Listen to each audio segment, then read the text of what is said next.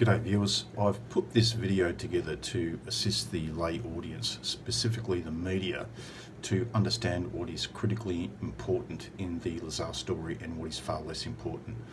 A simple search of social media platforms with respect to the Lazar story reveals an alarming train of thought, seemingly originating primarily from American audiences.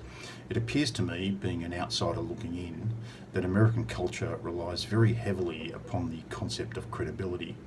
It appears that some Lazar journey followers have convinced themselves that Lazar has lied at some point, and consequently the entirety of his claim can be dismissed. The problem with this logic is that if it's applied consistently, as all logic should be, then the entire population of the US needs to leave the country and migrate elsewhere. What does that mean? That's a good question. I'm glad you asked. Consider this. The US lied about Vietnam. It lied about weapons of mass destruction in Iraq. It lied about its ability to achieve the desired final outcome in Afghanistan. And it lied about communism and the domino effect in Asia. So very clearly the US government has a reputation for lying. This is historical fact. It's not my opinion. Therefore, applying this logic consistently, the US government appears to be a lost cause and the entirety of their international standing can be dismissed. Everything they say should be discarded as disinformation. So, where does this leave us? Well, if we apply the same credibility logic to the US government as some people do to the Lazar story, then there's no hope for humanity. Okay, so what's the workaround? What's the solution?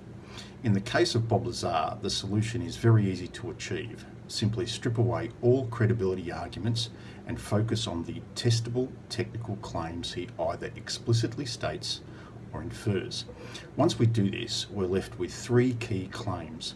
Please watch our Bob Lazar playlist if you wish to know what these three key claims are. Of these three key claims, only one claim does not require any of his story to actually exist. Only one claim doesn't require space aliens, Area 51, S4 or Element 115.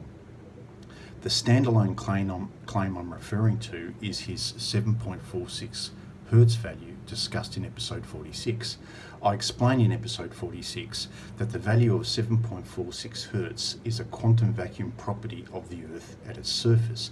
It has nothing to do with anything other than the Earth itself.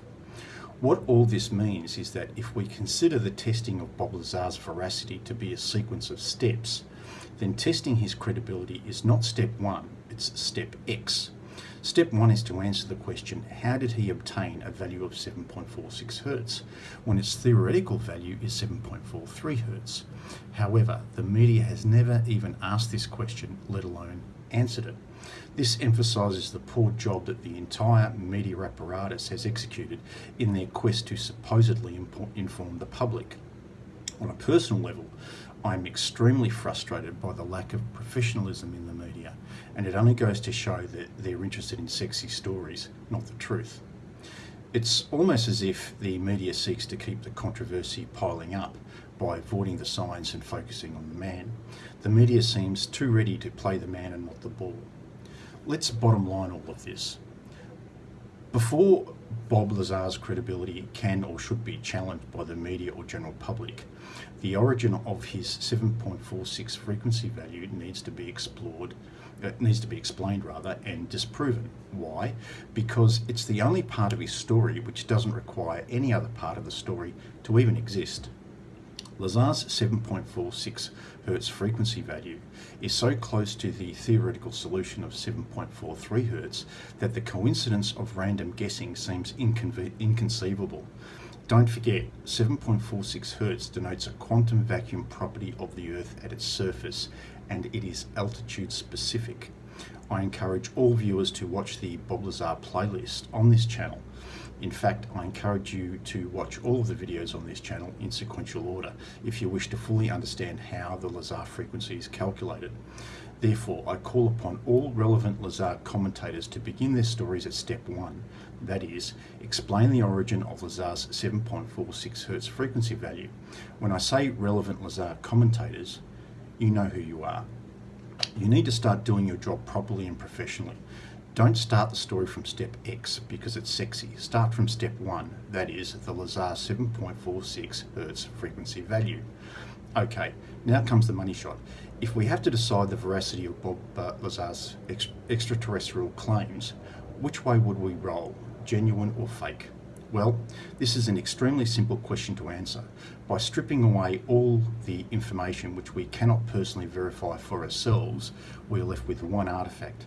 We are left with his 7.46 Hz frequency value, which we can verify for ourselves. All other facts in the Lazar case, all of them without exception, are open to fakery and manipulation. All other facts in the Lazar case require us to trust the source because we cannot practically check for ourselves. The only fact that doesn't require us to trust the source is the 7.46 Hz frequency claim. You can verify this for yourself by learning a bit of standard mathematics. By the way, the mathematical method calculating the theoretical value of 7.43 Hz was developed by myself and Todd Desiato in 2006. You can find it published in peer-reviewed scientific literature, or you can watch the relevant episodes on this channel. I must stress that our development of the method was not intended for application to Bob Lazar's claims. You can see this is the case very clearly if you read the 2006 research article. It has nothing to do with Bob Lazar's claims. I should also emphasise that we developed our methodology 10 years in advance of the 2016 publication of the Lazar 7.46 Hz frequency value. Therefore, given that Lazar's 7.46 Hz frequency value so closely matches the theoretical value of 7.43 Hz, I conclude that the Bob Lazar story appears valid in the absence of any contradictory scientific evidence. Please note that I stated contradictory scientific evidence, not credibility evidence.